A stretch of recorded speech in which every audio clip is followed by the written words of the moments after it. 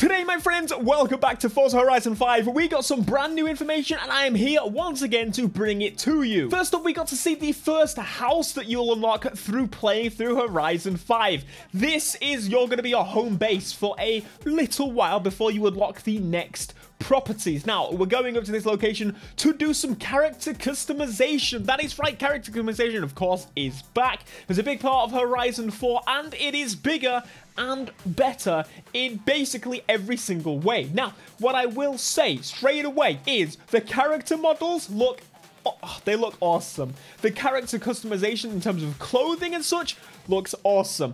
I am very much looking forward to customizing my character and in more detail than ever before. It's a nice little feature. I know it's not massively useful in the big surround of things, but ultimately I like it as another layer to it. I do wish there were more diversity in terms of skin tones and stuff. Of course, they've gone for like a Mexican vibe as the focus, obviously, but it seems to be lacking in white dudes and black dudes and Asian dudes and everything. It's just, there's some lacking there. But maybe they're trying to go with the Mexican theme, so you have kind of Mexican. Anyway, I do really wish it had like a plastic surgery style thing, like Test Drive Unlimited 2. That's the icon. That's the best there is. But the character customization is really, really good. I do also wish for in the future like a face customizer. I think that'll definitely fix everything issue I have with that. Now, going through the other tabs, we have prosthetics. So you can do prosthetic legs, prosthetic arms, both prosthetic legs, both prosthetic. You can do a full prosthetics if you want to, which is really, really cool.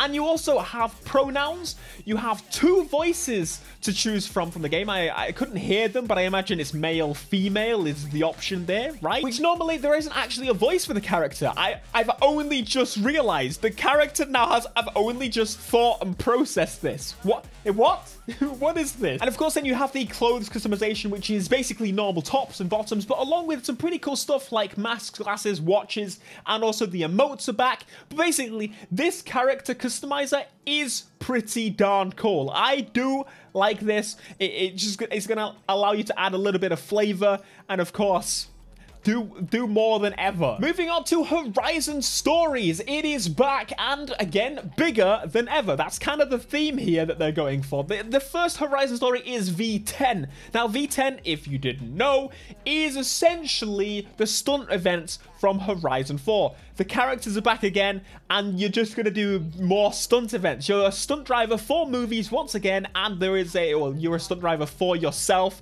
The character that is the actual actor looks like you. That whole business again, but basically go through these events as you did before, and you do stunts, and they get crazier and crazier. And they've got helicopters and big jumps and signs and warnings and everything. They've got multiple prop placement stuff. Now, this is actually something to remember throughout this Horizon life cycle. Something they keep mentioning is there's going to be some massive cool stuff dropped around the map as the game's life goes on. Props are going to be placed around the map, including, I think they mentioned snowmen during winter, obviously, and I have like a very Christmassy themed month, which I think is super cool. If they can keep doing this, consistently pull it off and like have I don't know. I love that. A constantly evolving game, a racing game is something we've always dreamed of. Most games never manage to pull it off fully, but it sounds like they're doing it. Moving on to the next Horizon story we heard about, which is Born Fast. Now, Born Fast is basically the street racing section of the game. Now, you will once again, we'll meet Jamin. He's back again. Oh, yes. And basically, you'll be going through a list of rich boys that have rich, expensive boy cars, and you'll be beating them and making them look stupid. And it's basically just like a progression against actual enemies, actual people that you are actual rivals is what the word I'm looking for. Rivals is something that Horizon's kind of strayed away from a little bit. They want to have the characters and the voices and whatnot, but it seems like they're going back to that. Okay, here's my thought on it. I mentioned this before with Horizon 4. They tested the racetracks in the Lego expansion. Make sure you play this street racing stuff. Show them that we want more of this and more in depth and like actual rivals, bosses almost. And that's the idea they're going for. although this does look somewhat basic, kind of, it's a Horizon story, which are very simple kind of events, I do want to see it integrated into the main campaign for the next game, or the expansions, so make use of it, and they'll add it. That seems to be what happens. The races on this scream like Midnight Club, with the red beacons, the street racing, just the night atmosphere.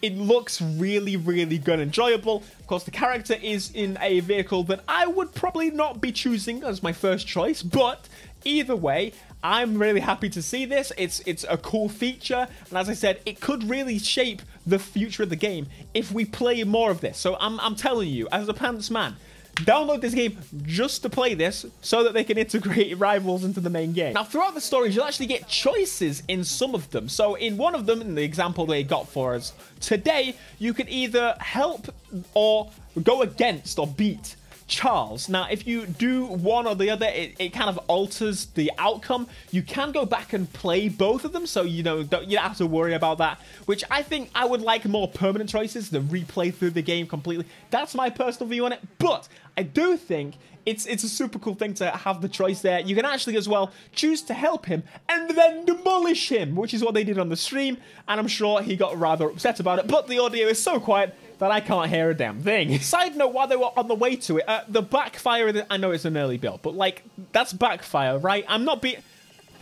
Alright, it's an early build, okay? This is baby steps, okay? But they actually went over to an arena, which really, like the football stadium arena, it is clearly going to be used for building events, which we're going to be doing, but it very much, to me, screams of Burnout Paradise. You may remember there was a big arena where it was actually like 3 times smaller than this arena, where we just kind of messed around, drifted around, and that's where you got so many of the objectives and met up with a bunch of people, and there was actually achievements and trophies for getting into the arena with that meant a full lobby of people. Anyway, there's a football in the arena.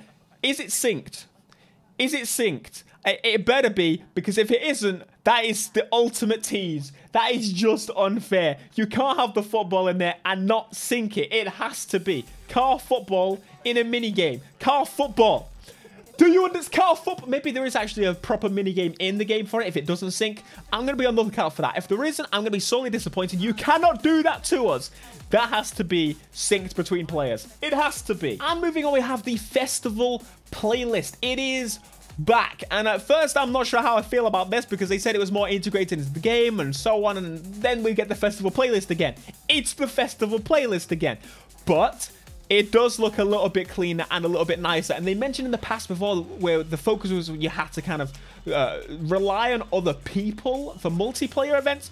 It's actually balanced a lot differently now, so we probably don't have to worry about that so much, so that is good. But it tells you, it's a bit clearer, it shows you how many points you need, it has the different seasons and tells you what that season means in those different areas. We had a funny skit to show us that the DeLorean is back in the game as well, which is great. A lot of you guys are really, really excited for the DeLorean, so it is back. You are welcome. I did all that. But the points overall are much clearer, and it gives you a better idea of how you can unlock certain things. And then overall, there is a series that you can complete that basically is all of those kind of seasons put together, and you will get some bigger rewards for completing throughout those seasons, extra bonuses for completing something overall. If that makes sense, you can see it on the screen, you know what I mean. Special cars that you have to just you have to be the ultimate grind man. We'll see. Probably not the case. They're probably going to lessen it down compared to Horizon 4, because Horizon 4, it was a bit of a grind fest, to say the least, in some of the cases. And of course, then we got to see the DeLorean driving about, having a blast, and that was the stream. It was a good one. I think we got to see some stuff that I'm super interested in. I'm probably going to do a deep dive on the festival playlist soon. I was planning to do a video already, but I need to do a deep dive on the information we got. Again, I need to replay it, and properly dive in and see exactly everything there is to see. So if you want to see that, be sure to smash that like button. Subscribe if you are new, and let me know your favorite thing about Horizon today. And of course, I'm going to say, the character customization is probably my favorite bit. I know. It's like, it's not a car. Be sure to smash like, subscribe if you're new, and I'll see you in the next video. Until next time, peace.